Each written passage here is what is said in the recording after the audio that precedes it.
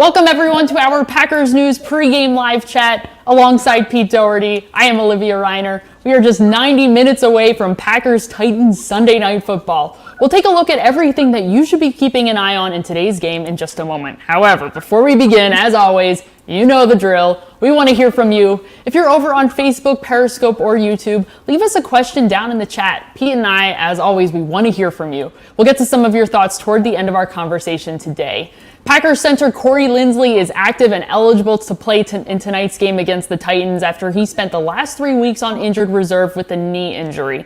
Linsley will head back into center. The big question now is who is going to fill in on the right side of the offensive line. Elton Jenkins, who had been playing at center, will likely kick back over to left guard. Then what happens to Lucas Patrick, who had been playing at left guard, Billy Turner, who had been playing at right guard, and Rick Wagner, who had been at right tackle? What is most likely to happen along the right side of the offensive line? I really don't know, as an outsider looking in, if either is more likely. I mean, Patrick has played pretty well most of the season, had a rough week last week against a really good young player. Wagner has played pretty well at right tackle. He's held up pretty well at right tackle the last few weeks. You could justify going either way.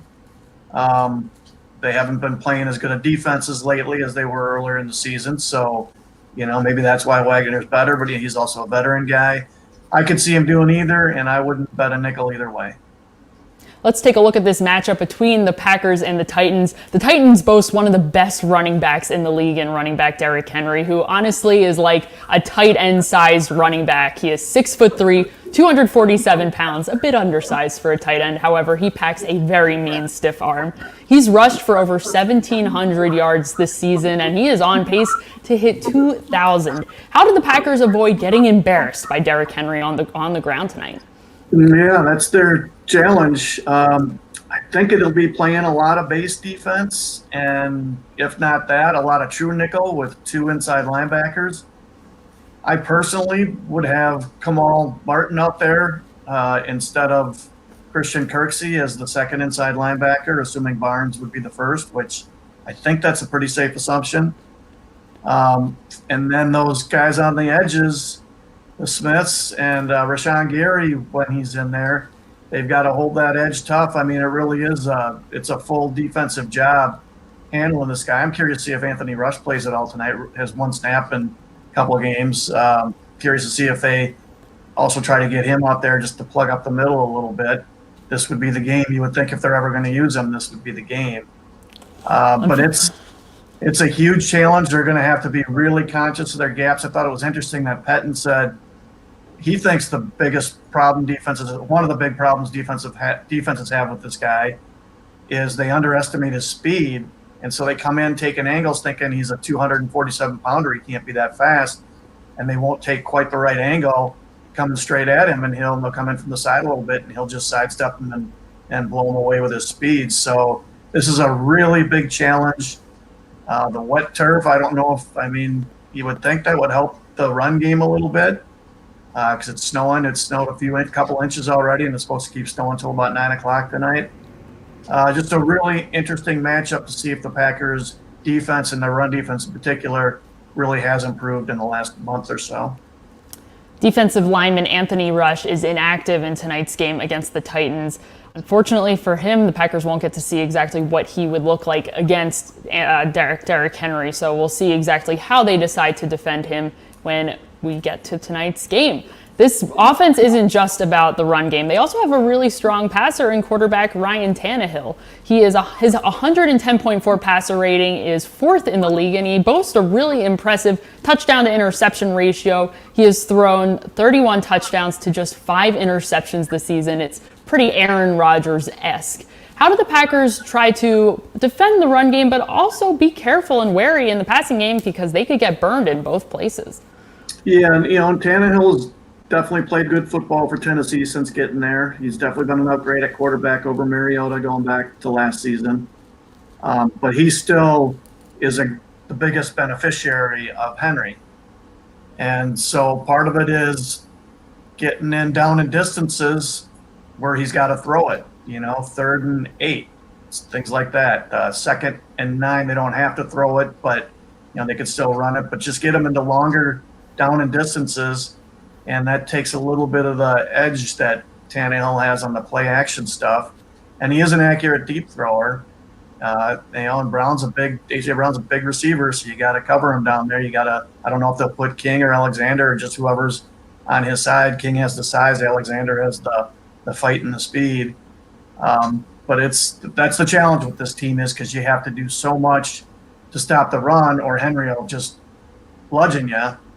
But then as soon as you commit everything to that, then they'll go over the top. The favorable matchup for the Packers tonight is against the Titans defense. The defense is 20th in points and 27th in yards. Their worst quality, however, comes in the red zone. They're 30th in the red zone. They allow scores on 70% of opponents' trips down there. How can the Packers and their number 3 scoring offense take advantage of the Titans and one of their biggest weaknesses? Yeah, this should be a game where they can control the ball and do what they do, which is run a lot, do a lot of jet motion, and run play action. Now, it'll be a little tougher to throw because it's wet and, upper 20s. That's not super cold, but it's still cold. But they've practiced in this stuff, or at least in the cold. They go outside, and Rodgers is a really accurate passer. This will slow the pass rush down, so he should have plenty of time to throw, and the Titans aren't a very good rushing team anyway. So, the passing game can still be a real factor on a night like this. They just will run their offense, and they do need to put up points, because Tennessee getting ahead, then they'll really grind you. But if you get ahead by a certain amount, then they might have to abandon the run. I was talking with Eric Bronchick about this. I think if I'm Tennessee, if I'm down 2 touchdowns in the third quarter, I'm still running the ball. So I would not pull the plug then. But you get down 3 scores, then you got to think about scoring a little faster. So then maybe you have to start throwing more. And then that really swings things the Packers' way, because Tannehill, though he's pretty decent, is just not a guy who can carry an offense, as his history shows. Before we head over to Facebook, Periscope, and YouTube for some of your questions and comments, let's also take a look at the inactives very quickly. So first, let's start with the most important, most notable player that's inactive. Running back Jamal Williams is inactive today. He is still dealing with a quad injury he sustained last week. So he has not practiced all week, will not play tonight. I think that opens a pretty big window, Pete, for running back A.J. Dillon, who has only got 1 carry in the last 2 games since he came back from COVID-19 reserve, where he was for 5 weeks. How much more involved will head coach Matt LaFleur get running back A.J. Dillon? You think he's got to play a fair amount. It's hard to see him playing Jones more than, at the high end, 70% of the snaps. So I'm thinking, I could see Dillon getting 5 to 8 carries, at least, maybe somewhere in that area. And if for whatever reason he looks good and is plowing guys over and proves to be a good mutter, then maybe he gets more than that. But I would think he would get at least 5 carries. I would think somewhere, at least that. A big opportunity for A.J. Dillon in the snow today. The other inactives include rookie quarterback Jordan Love, safety Will Redmond, who is in concussion protocol, outside linebacker Jonathan Garvin, who's a healthy scratch, guard Simon Stepanak, who is still working back in after he spent the majority of the season on the non-football injury list, defensive lineman Anthony Rush, a healthy scratch, and tight end Jay Sternberger, who is also in concussion protocol. Any surprises on that list for you, Pete? Rush is, to me. I don't know why they picked this guy up if they're not going to play him. You would have thought, that's what the defense needs, is a big body to clog things up in the middle, and he's that. I don't know how good he is, but he's 6'4" and 351 listed. So that one surprised me a little bit. I thought maybe he'd be a 10-snap guy at least tonight, but he's not even suiting up. So kind of makes you wonder why they picked him up or they keep him. And we were talking before going on the air about Snacks Harrison asking for his release, and I was thinking maybe the Packers wouldn't be interested, because they did try to sign him when he signed with Seattle's practice squad. I was thinking maybe they won't be interested in Harrison now because they got Rush, and maybe they kind of like what they've seen. But if Rush isn't even active tonight, then it makes me wonder how much they do like him. They haven't gotten rid of him, they haven't cut him, but not being active in you would think this game would be tailor-made for him. So not sure whether they'll be interested in Harrison or not. Speaking of the Packers' run defense, let's go over to Paul on Facebook. Paul wants to know, do you think that the weather will actually benefit the Titans and their running game with Henry? Even on both sides, Pete, how is today's weather going to impact the game plan? I think it usually helps the running backs. Now, running back a one cut back and a big guy like that, you put your foot in the ground, maybe you don't have quite the traction you'd have. Maybe he'll be slipping a lot more than usual, but it generally favors the offensive player. I think receivers have an easier time getting open because they know where they're going, and so they're not, it's the reaction plays where you're a little more likely to slip. So and he's 247 pounds, so it's going to be tough to just stop him in his tracks. I would think it's to Henry's advantage, but maybe what we see on the field tonight will run contrary to that. Let's go over to Tim over on Facebook. Tim wants to know if we think that the Packers will run more or will Aaron Rodgers air it out more. I suppose you have to take the weather into consideration. How much more likely is it that the Packers commit to the run a little bit more frequently than they would in the passing game due to the inclement weather? And I don't know their run-pass ratio off the top of my head. I would think it would be a little more run than what it normally is because of the conditions. But maybe it also will depend on how Tennessee's defending, and if they really load up to defend the run, then you throw. Now with Rodgers at quarterback, I don't think they're going to do that. But so the defense will have a lot to do with how this turns out. But if I were a betting man, I would bet that the Packers' run ratio will be a little higher than the season norm tonight. Thanks, Tim, for your question. Let's go over to Matt on Facebook. Matt says, how else can the Packers win tonight if Derrick Henry still gets around 120 yards? To Matt, to be safe, think the Packers have to keep him under 100 to win unless the offense seems to keep up with theirs. Derrick Henry has only been held to under 100 rushing yards 5 times this season. How important is it that the Packers do the same in order to come out with a win tonight? To be honest with you, I'm a little surprised he's actually been held under 100 that many times with how good he is and how committed they are. But, I don't know their schedule that well, so maybe they fell behind by a lot in a couple of games and had to abandon it. I've been kicking this around and I keep bumping up the number. As in the middle of the week, I was thinking 120, anything under 120 is a win for the Packers. And as maybe 125, 130. Kind of by today, I was creeping up to maybe 140. I think even 130, 135, that's probably a win for the Packers. It's if the guy just goes off for 170, 180 and is just dominating the game. I think that's where they have really big problems. So I know my best guess would be if they keep him to 120, if he rushes for 120, I would say better than 50% chance the Packers win the game. I know it's kind of arbitrary and guessing, but that would be my guess. If you're a betting man, take Pete Dougherty's advice. Thanks, Matt, for your question. Let's go over to David on Facebook. David wants to know if we think that the Packers defense is going to step it up tonight. Over the past couple of games, we've seen the Packers defense have more success against stopping the run. They've held to the Detroit Lions to around 50 rushing yards. Last week against the Carolina Panthers, they held them to under about 112 rushing yards or so. I think Teddy Bridgewater accounted for a good chunk of that. But what trend do you see, in which direction do you see the Packers defense trending as a whole, not just the run defense? It definitely appears to be trending up, but the quality of competition has trended down. So it's still a lot of guesswork, and that's one of the reasons why I think this game is a really interesting and potentially really revealing game, because I think we will get a much better idea of what kind of strides have been made over the past, 4 or 5 or 6 weeks. Thanks, David. Thank you, David, for your question. Let's go over to our friend Bernard on Facebook. Good to see you, Bernard. Bernard says that they don't want any players to get injured. Injuries, not good. This game and the game against the Bears, do you think that Matt LaFleur will hold some players back and give Dylan some running time? The Packers can clinch the NFC North tonight if the Packers beat the Titans and the Seahawks lose to the Rams, or if the Seahawks lose any one of their last 2 games, or if the Packers win next week against the Chicago Bears.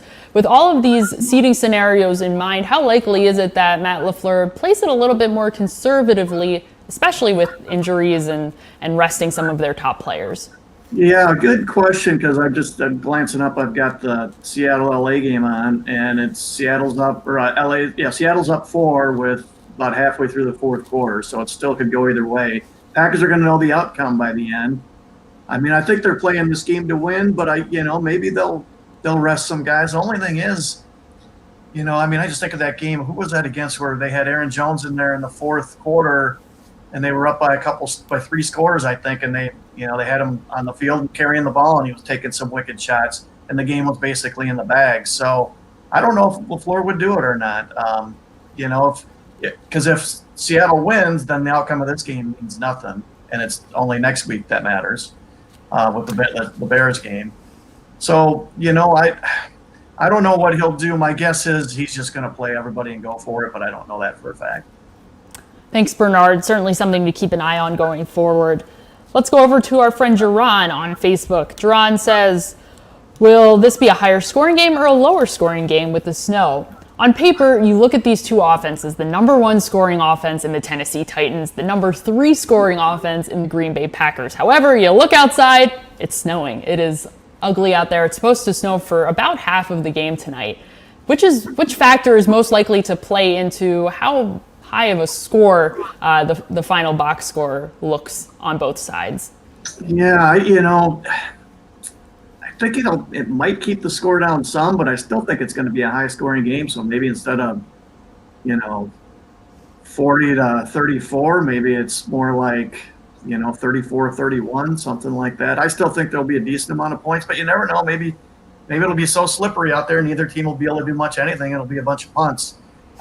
These things, just because you have 2 good offenses, doesn't always turn out that way. I always think back to the Super Bowl with the Rams and the Patriots, and the Rams had that great offense, and they scored, was it 3 points in that game? I think it might have been. So you never know for sure. But the weather could also cause some fumbles that set up easy scores too. The kicking game, field goals will be tougher. If I had to guess, I would guess the scoring will be a little lower than it normally would, if there weren't snow. But these are 2 teams that are offensive oriented, so I still think there's going to be a decent number of points. Thanks, Jerron, for your question. Let's go over to Brian on Facebook. Brian says that the Packers have had cleat problems at Lambeau in the dry weather. What makes us think that they have it figured out for the snow? The Packers have been slipping and sliding a little bit at Lambeau Field. Outside linebacker Zadarius Smith has been dealing with an ankle injury all season, and he has had to change out his cleats a number of times this season to try and find something that he likes, and he's still dealing with the ankle injury. How will the weather impact whether or not the Packers can keep their footing in today's game? I'm sure we're going to see guys slipping all over the place, because he's right. Ryan's right. There are guys slipping anyway, and I would assume they'll just be wearing the longest spikes that are legal and go from there. Thanks so much, Brian, for your question. Let's go over to Alex on Facebook. Alex says, with Tennessee knowing Packers head coach Matt LaFleur, will that be a major factor in favor of Tennessee?